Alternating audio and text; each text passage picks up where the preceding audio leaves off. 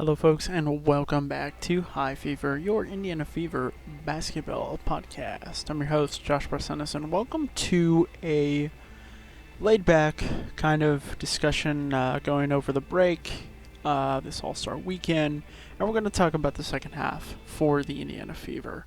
So, I had a good break. I hope everyone else did too. All-Star week was pretty cool.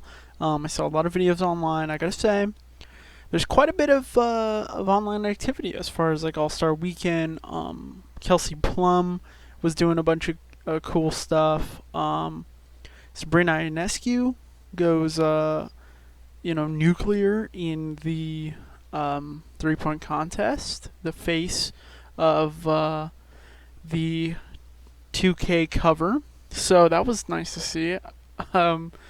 For her, she broke the record, which was nice. That got picked up pretty quickly by mainstream, outlets. And I was thinking to myself, I'm watching the contest and I'm watching the kind of coverage, right? Steph Curry tweets about it. Other players, NBA and WNBA, are posting, and I'm thinking like, man, they really. Because like the 3-point line is like, in shooting, it's the same, height rim.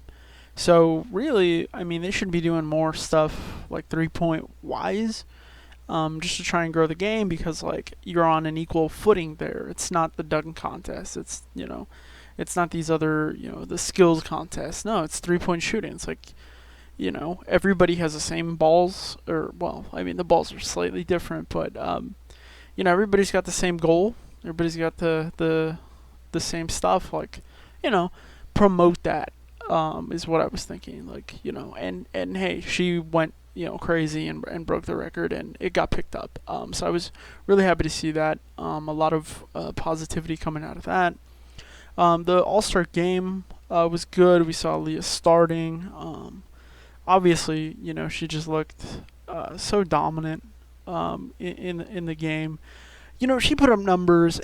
Everybody puts up numbers. I'm not, going to go through her individual game. But it was great. It was a fun time. They had the, stars in the building. So I think overall, a successful All-Star weekend. There was a little bit of that sort of, I don't want to call it complaints, but there were some issues with travel, as far as who's paying the travel, how much each player makes for making the All-Star game, the time off for players who play in the All-Star game. There was discourse. I'll call it that. There was discourse about that. And look, I'm not going to get into that whole arena. I don't think that this is the podcast for it. But what I will say is that, if you're a fan of the game, and let's be honest, you are if you're listening to this, you have to be at least a small amount cognizant, aware, concerned with how the league treats its players, the relationship between the league and the Players Association, how the Players Association bargains with the league for their new CBA coming up. So again, I'm not saying you have to get in the picket line tomorrow, but what I am saying is, hey, keep your eyes open. I think there's a 99% chance you don't just watch this league. Keep that in mind for all the leagues that you watch. Everything, from NFL to the smallest leagues, they're going to have, issues like that where, players have well within their rights to, voice their concerns. And, we have to be aware, no matter what side you fall on. In a negotiation or a bargaining situation, you have to just be aware of that. And we had some of that this weekend, but I think overall, pretty great All-Star week, and All-Star weekend for the WNBA. Moving on to our team, the Fever, 5-15. We are on an 8-game winning streak. Sorry, jeez, I wish. How did that even happen? 8-game losing streak. That's better. We are 10th in the league, and keep in mind, 8 teams in the league make the playoffs. So, what is my hope? Because if we break down the way that this team has been going, it's not going to be good. Okay, obvious is not the right word, but we're not going to lose all of our second half games, right? Losing 20 games in a row doesn't really, make sense. That is not going to happen.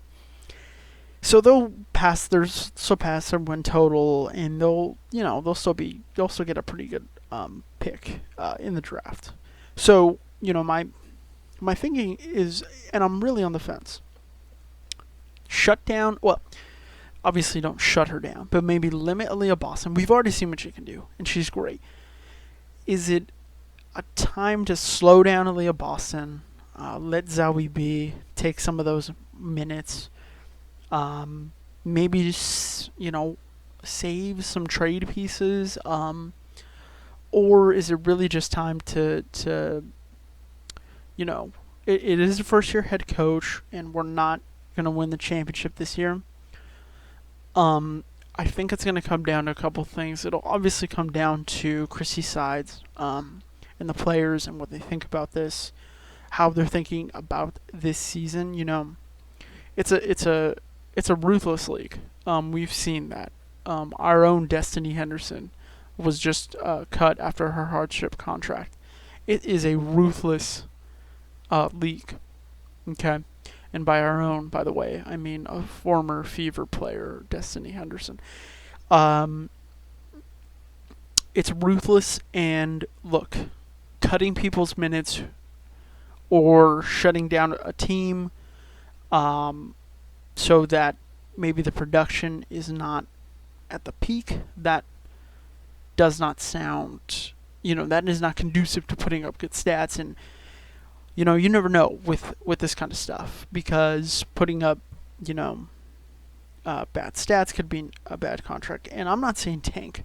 That's not what I'm saying. But maybe what I am saying is, okay, Leah Boston's been out there 30 minutes a game, less probably, but she's been playing pretty heavy minutes. Maybe just cut that down a little bit. Preservation is something that you might want to think about. And again, obviously it's Chrissy Sides and the players, but it's also, upper management, right? What do we, you obviously can't make it obvious to your fans that you're kind of slowing it down this season, and kind of, already throwing it away. But it's kind of something that I think as fans we kind of need to keep in the back of our minds.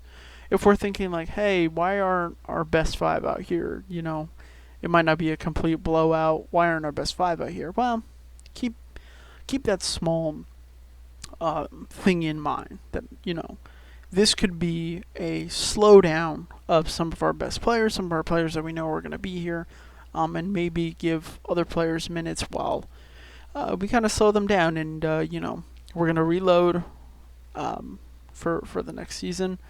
But it's an exciting second half. I will be going to some Fever basketball games in the second half. I am excited about that. And actually, okay, here's one last thing. This is a very quick thing. So, Jewel Lloyd won the All-Star Game MVP, and they made the MVP trophy bigger. It became a meme last year when Kelsey Plum won it. It was a tiny little trophy. And they have actually made it significantly bigger. I will look for that picture and try and post it here. But look, folks, it has been a great first half for me. The High Fever podcast has been so much fun. I am excited. I'm ready for that second half of the season, and I hope you are too. So stick around, and I will see you.